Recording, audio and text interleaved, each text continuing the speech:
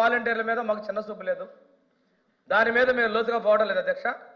వాళ్ళని సహృదయంతో చూద్దాం అన్నాం. వారు చెప్పిన మాటే ఉంటే కదా అధ్యక్ష కొనసాగించడానికి, లేని దాన్ని ఎలా కొనసాగిస్తాం అధ్యక్ష?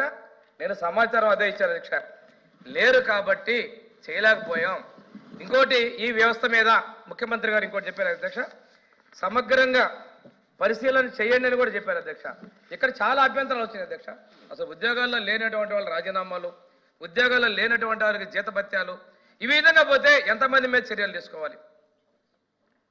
వీటన్నిటి దృష్ట్యా ప్రస్తుతం లేరు అధ్యక్ష. దీని విషయంలో నేను చెప్పి ఇంకో విషయం అన్నారు, మీరు మాట ఇచ్చారంటున్నారు.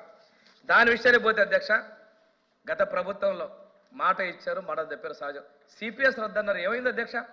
ఈ సభలో చాలా అడిగారు, ఏమైంది అధ్యక్ష? దాని గురించి వాళ్ళు అడిగినారు, మాట చెప్పారు అధ్యక్ష. దాని గురించి వద్దులండి. సరే, సంపూర్ణ మధ్య నిషేధం ఏమైంది అధ్యక్ష? వాళ్ళ మాట చెప్పారు, మాట తప్ప